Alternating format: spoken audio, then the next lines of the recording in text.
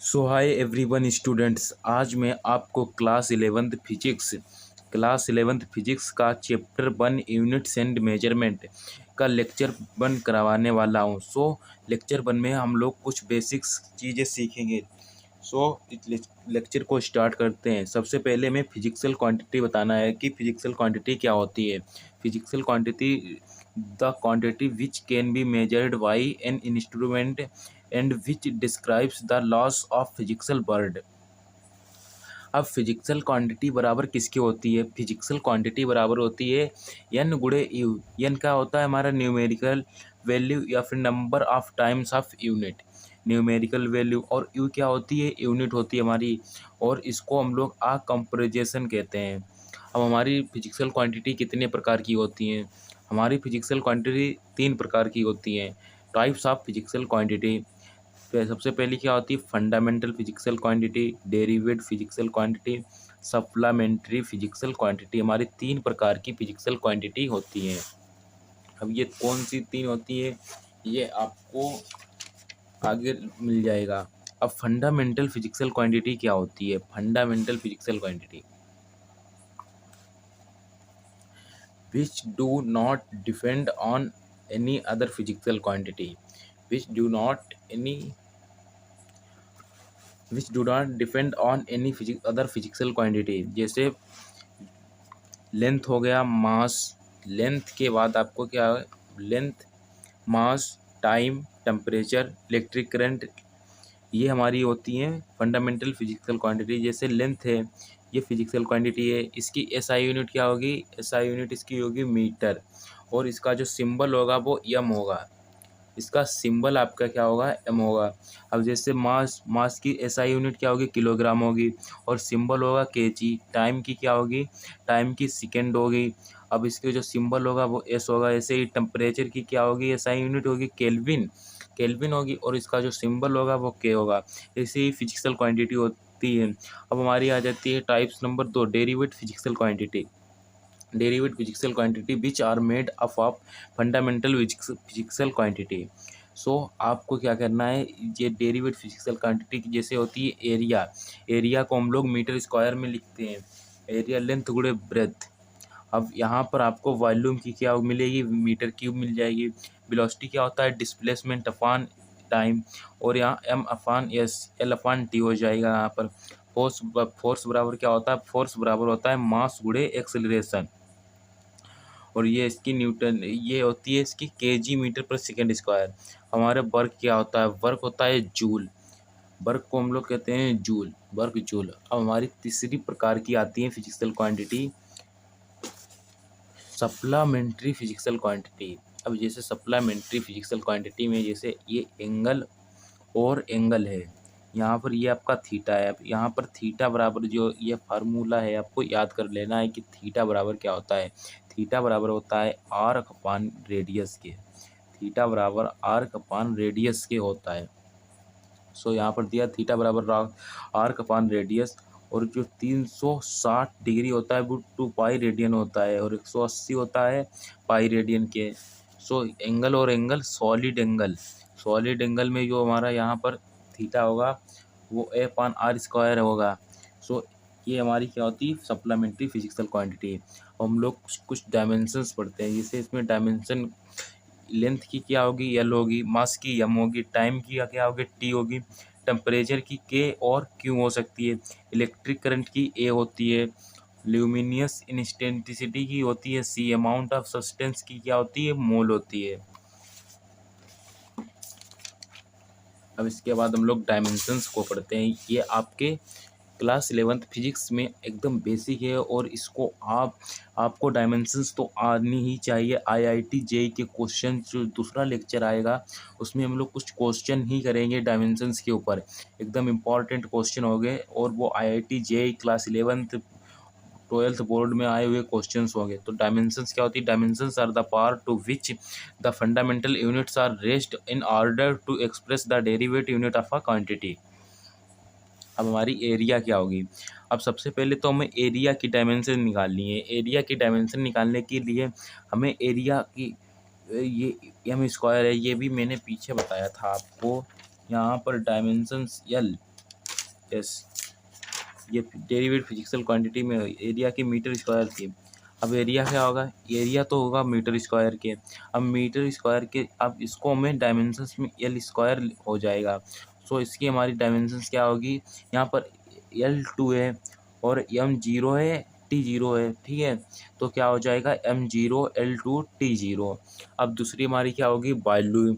Volume की क्या होगी, वॉल्यूम की मीटर क्यूब होगी। सो इसमें M0 L3 और T0। और तीसरी हमारी होती है डेंसिटी। डेंसिटी बराबर क्या होती है, kg/मीटर क्यूब।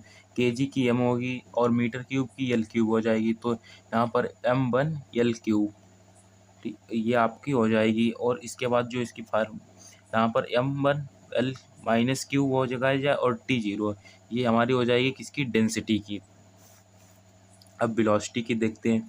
वेलोसिटी बराबर क्या होता है, डिस्प्लेसमेंट अपॉन टाइम के।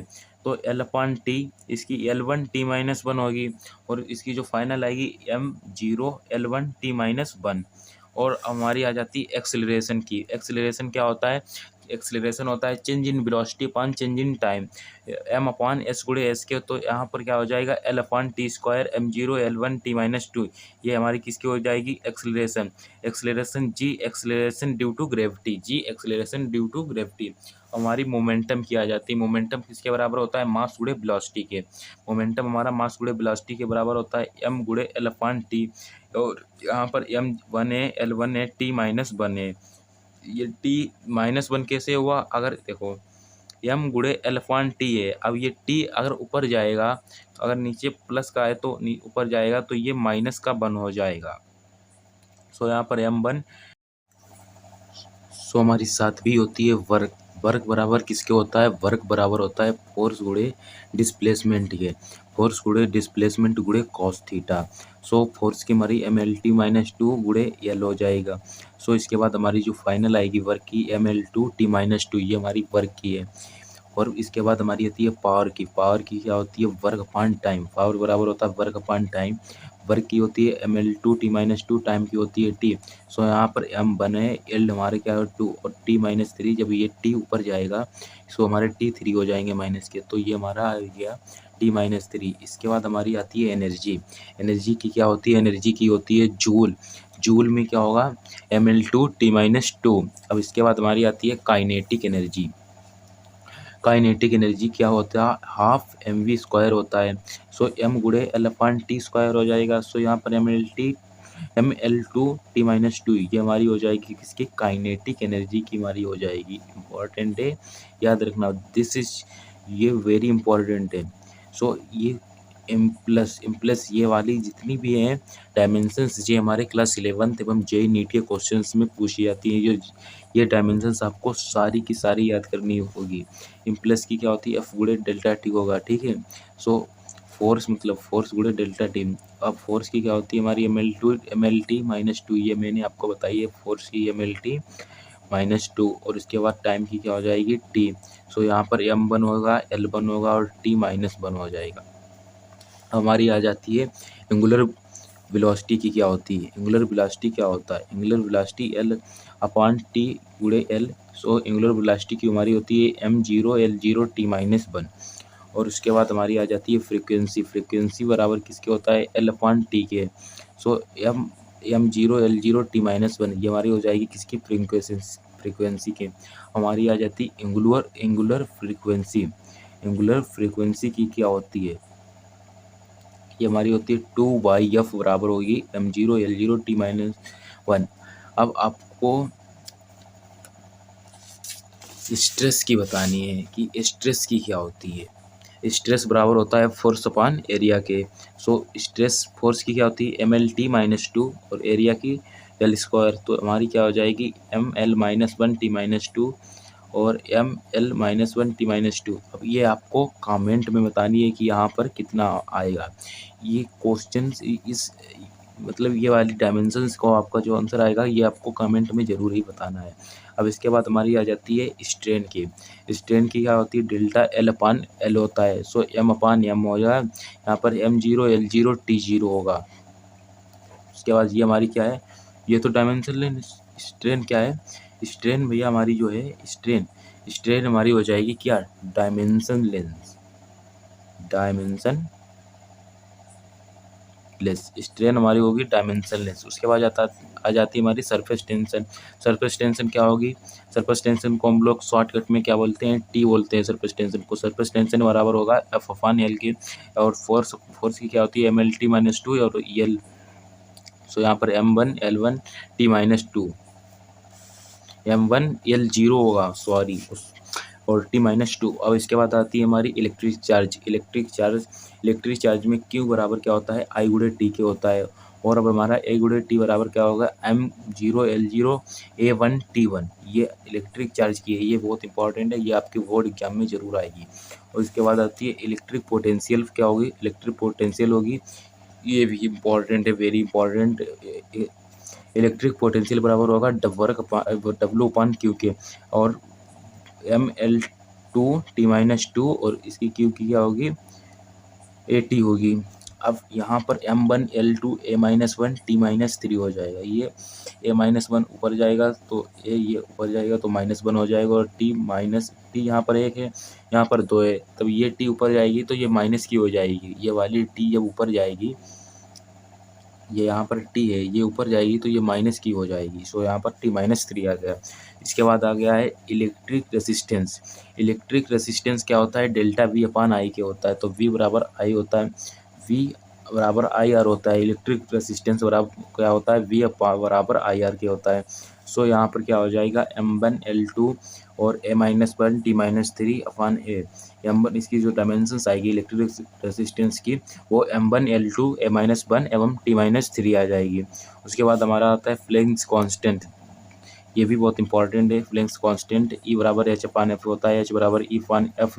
अब इसके बाद क्या होगा? ML2 T-2 और हमारा क्या हो जाएगा? T1। सो इसकी जो फ्लेंक्स कांस्टेंट की आएगी ML2 T-1। अब मैं आपको एक क्वेश्चन कराता हूँ, ये आपका इम्पोर्टेंट क्वेश्चन है भैया, ये बिल्कुल इम्पोर्टेंट क्वेश्चन है। इसको आप 3 स्टार दे सकते हैं। कितने? 3 स्टार दे सकते हैं। ये क्वेश्चन इम्पोर्टेंट है। इसमें क्या करना है? हमको मैच करना है लिस्ट 1 विद लिस्ट सेकेंड को।